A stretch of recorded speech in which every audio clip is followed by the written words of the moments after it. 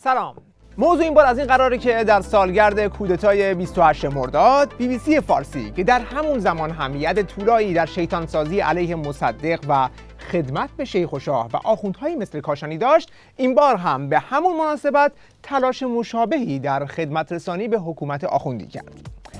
یک مجری سابقه دار BBC، البته سابقه در خدمت به نظام ولایت تحت عنوان خبرنگار، به بهانه موضوع فعال شدن مکانیزم ماشه جان بولتون رو دعوت کرده بود، ولی بعد به طور کاملا اتفاقی یاد حرفهای آخوندپسند علیه مجاهدین میفته و همچنین تا میتونه بر علیه قیام سنگ تموم میذاره. تا وقتی که حکومت ایران برکنار نشه منطقه صلح و آرامش نخواهید دید. از دید شما مسیر تغییر رژیم در ایران از طریق حمله نظامی اتفاق میفته؟ به هیچ وجه. مردم میتونن قیام بکنن. همین که اسم قیام میاد انگار که یک تابویی توی BBC شکسته شده. مردم ایران هم خوب گوش بدن، مبادا دوباره به فکر اعتراض بیفتن و کشته بدن و زندان برن. ای بابا، مخالفان نظام که تنهایی توان تغییر ندارند. از دید شما مسیر تغییر رژیم در ایران از طریق حمله نظامی اتفاق میفته؟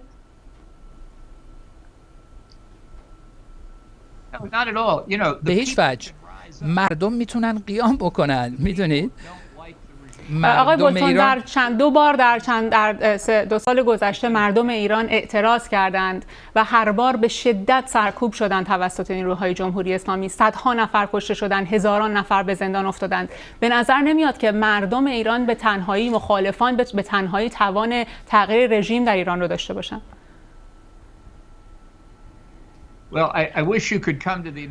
من امیدوار هستم که شما به آمریکا بیایید و توضیح بدید به مردم ایران، توضیح بدید به حزب دموکرات که واقعا حس مردم ایران نسبت به حکومت چی هستش. به نظر من حکومت ایران واقعا کمترین میزان حمایت رو در 41 سال گذشته رو دارد. وای چه حرفایی! حکومت ایران هیچ حمایتی نداره. بابا توجه داشته باشید اینجا BBCه، نه بعد از این حرفا اینجا گفته بشه.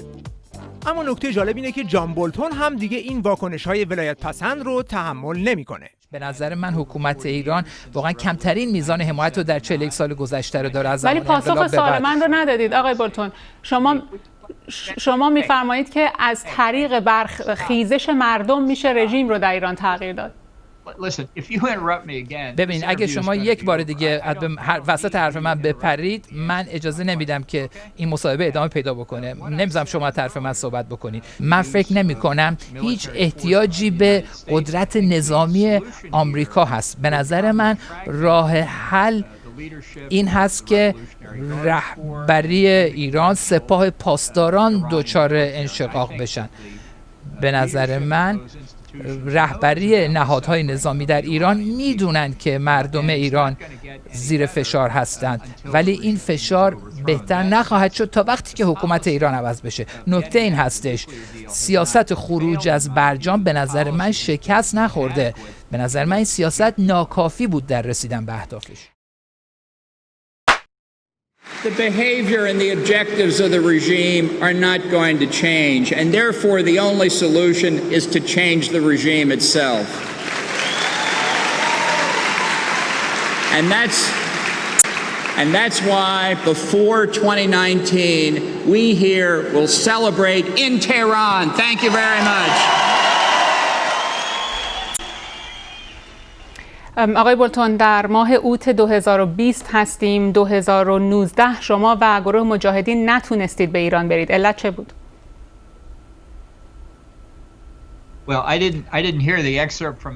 ببخشید من نشیدم اون سخنرانی که شما گفتین خواهم شنید، اما میتونم بگم در سال 2018 چی گفتم. من گفتم اون موقع که هدف آمریکا باید تغییر حکومت ایران قبل از 40مین سالگردش باشه. به نظر من شرایط تغییر حکومت ایران مناسب بود، به نظر من عملی هست، به نظر من حکومت ایران بسیار آسیب پذیرتر هست نسبت به ساقط شدن، بیشتر از اون که تصور میشه، و این تراژدی بزرگ برای مردم ایران هست که ما در آمریکا و خیلی دیگه نتونستیم کارهای لازم رو انجام بدیم که به مردم کمک بشه، مردم ایران که حکومت رو ساقط کنند. بله و حالا هم میرسیم به اصل موضوع. مجری BBC یک دفعه یاد مجاهدین میفته و میخواد ماشه‌ای که قرار بود علیه رژیم چکونده بشه رو علیه مجاهدین بچکونه. با تکرار حرف‌های کلیشه‌ای پاسداران نظام، اون هم با دقت تمام. به نظر میرسه که این قسمت رو خیلی با دقت یا حفظ کرده یا از رو میخونه تا چیزی از قلم نیفته. آقای بولتون، حتما میدونید که گروه مجاهدین خلق که شما چندین و چند بار در کنفرانساش سخنرانی کردید و بنابر گزارش‌ها $10,000 هم برای سخنرانی‌ها گرفتید، تا سال 2012 در فهرست گروه‌های تروریستی آمریکا بوده. دولت آمریکا و FBI سالها درباره غیر دموکراتیک بودن این گروه صحبت کردند، گفتند که این گروه در ایران حمایت عمومی نداره. اعضای سابقش از شکنجه‌هایی که در این کمپ‌ها شده گزارش دادن. چی شد که فکر می‌کنید که گروه مجاهدین میتونه جایگزین مناسبی برای جمهوری اسلامی بشه؟ معلوم شد از چی ناراحته. از اینکه دولت آمریکا حرفاشو در مورد تروریسم و غیر دموکراتیک بودن و نداشتن پایگاه اجتماعی پس گرفته و باطل اعلام کرده و آیت الله BBC تنها مونده. واقعا که اینجا جایی است که باید گفت ما اهل کوفه نیستیم، BBC تنها بماند. ولی صبر کنید، هنوز یکی از حرفهای امام امت که مجری BBC بهش آویزون بشه باقی مونده. بعضی از اینها این رفیق خودشون رو بیهوش میکنن و شکنجه میکنن برای اینکه بگن شکنجه ما داریم. البته دختر آیت الله که در کوفه نظام تنها مونده، عمدن یادش رفته که دادگاه آلمان در مورد امثال همین حرفای برید مزدوران چه احکامی صادر کرد. حتی مقرر کرد که اگر اشپیگل یا فرانکفورتر آلگماینه باز این حرفا رو تکرار بکنند، یا باید 250,000 یورو جریمه بدند یا 6 ماه برن زندان. بگذاریم حالا جواب جان بولتون رو هم بشنویم. اون چه که من گفتم، باید در ایران انتخابات برگزار بشه، انتخابات آزاد و انتخابات منصفانه، و اون موقع خواهیم دید که کدوم گروه ها حمایت مردمی دارند و کدوم گروه ها ندارند. و در بحث لیست تروریستی، این مدن اوربار وزیر خارجه آمریکا بود که این گروه رو در لیست گروه‌های تروریستی قرار داد به درخواست ملاها در ایران. این کارو کرد که بتونه مثلا به برنامه هسته ایران گشایشی حاصل بشه. اون چی که مسلمه اینه که تلاش این مجری BBC برای اینکه از جان بولتون یک حرفی علیه مجاهدین بیرون بکشه کاملا با شکست مواجه شد. حالا چند صحنه دیگر رو ببینیم، مثل اینکه پروپاگاندا برای رژیم سابقه داره. ولی من پاسخ سوالم رو نگرفتم.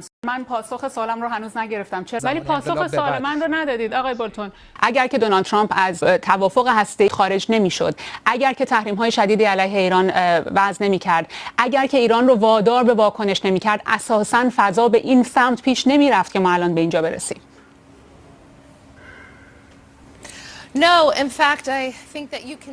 نه، من فکر میکنم که شما در کل طول این مصاحبه همچنان دارین پروپاگاندای رژیم تهران رو ادامه میدین و من متاسفم که شما همچین تصمیمی گرفتید. ظاهرا در گذشته خانم والده ایشون هنگام بازگشت به ایران با توقیف گذرنامه مواجه میشن که عواقب بسیار دردناکی رو به دنبال داشته. میرفتن سر میزدن، کسی بهشون پاسخی نمیداد تا روزی حال مامان من به هم خورد از شدت فشار عصبی و رئیس دفتر قاضی مقیسه دلش سوخت و برای پدر مادر من وقت گرفت قاضی مقیسه رو دیدن و قاضی مقیسه گفتش که تا زمانی که رنا از BBC بیرون نیاد این داستان ادامه خواهد داشت. خوشبختانه بعد از 1 سال تمام شد و پدر مادر من گذرنامه‌شون رو پس گرفتن.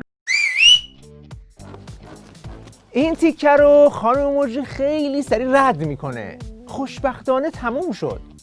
ببینم چجوری شد که پدر و مادر گذرنامه‌شون رو از دشخیم مقیسه پس گرفتن؟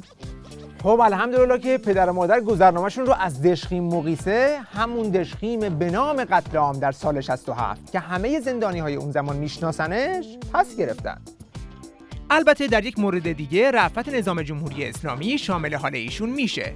درست زمانی که خبر میرسه یه تعداد از کارکنان BBC از معامله با رژیم ممنوع شدند. یکی از پرسنل BBC فارسی از این فهرست خارج شده است. او کسی نیست جز رعنا رحیمپور، مجری تلویزیون فارسی BBC که مواضع همدلانه‌اش با جمهوری اسلامی واکنش‌های زیادی میان مخالفان برانگیخته است. البته خودش تایید میکنه که ممنوعیت معامله با این رژیم برای اون لغو شد. با خبر شدم جمهوری اسلامی من را که هیچ دارایی در ایران نداشته و ندارم از فهرست ممنوع المعاملگی حذف کرده. اما در مورد علت این لغو محدودیت خیلی مبهم صحبت میکنه. شاید دلیلش اینجور توییت ها علیه مجاهدین باشه که سایت های رژیم هم بلافاصله رسیدش رو براش میفرستادند. توییت مجری BBC درباره گردهمایی مجاهدین. گزارش روزنامه گاردین درباره نشست دیروز مجاهدین در پاریس خواندنیه. میگه فقط نیمی از حضار ایرانی بودن و بقیه لهستانی، چک و پناهنده سوری در آلمان بودن. این مجری BBC نه تنها وفاداریش به جمهوری آخوندی رو پنهان نمیکنه، بلکه پرچم خرچنگ نشان آخوندها رو هم به عنوان پرچم ایران قبول داره.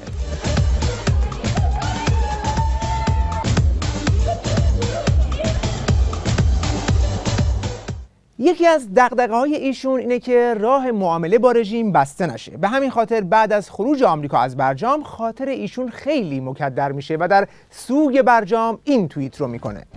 تصمیم ترامپ برای خروج از برجام ثابت خواهد کرد که رهبر عالی به درستی به رئیس جمهور هشدار میداد که به آمریکا اعتماد نکند. این فقط باعث تضعیف مدره ها خواهد شد. تو داری قصه اصلاح طلب‌ها رو میخوری؟ بابا ماها قبل از این توییت مردم گفتن اصلاح طلب اصولگرا دیگه تموم ماجرا. کدوم اصلاح طلب؟ کدوم مدره؟ تموم شد رفت. بابا تو داری سر قبر گریه میکنی که توش مرده نیست.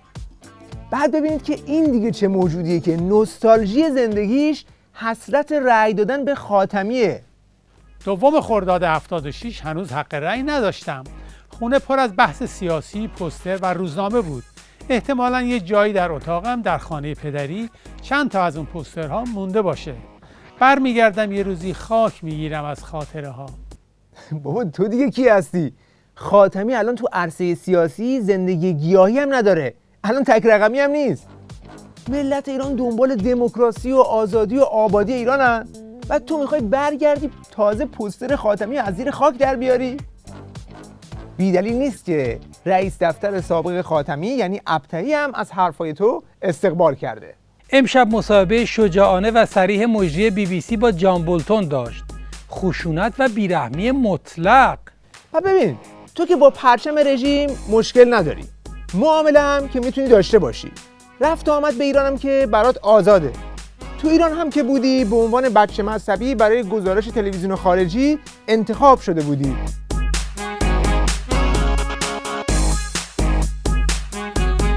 الان هم تو رسانه‌ای کار میکنی که اصلا ضدیتی با جمهوری اسلامی نداره.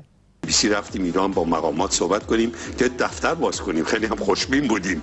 ولی اتفاقاتی که در انتخابات پیش اومد که اصلا ربطی هم به ما نداشت باعث شد که BBC رو تبدیل بکنم به یک رسانه ضد جمهوری اسلامی که همچین چیزی کاملا غلطه. ما نه ضد جمهوری اسلامی هستیم. خب با این وضع معلومه که از خبرگزاری تصنیم یعنی خبرگزاری سپاه تروریستی قدس هم برات کارت دعوت میفرستن که بیا ایران اینجا کار کن. پس دیگه از این جست های خبرنگار بی‌طرف و اینا رو برای ما نگیر.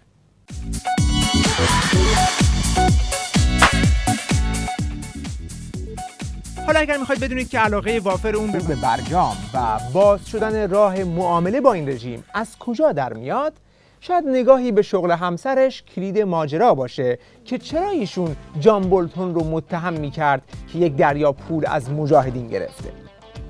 همسر ایشون آقای دومینیک هربرته که یک مشاور مالیه، قبلا در بانک استنلی مورگان کار میکرده و الان هم مدیر اجرایی سرمایه‌گذاری بانک کویت و شرکت فیدلیتی است. به زبانهای فارسی، عربی هم مسلطه و خلاص یک آدم پیچیده دنیای تجارته. دیگه سیاستشو ما نمیدونیم، الله اعلم.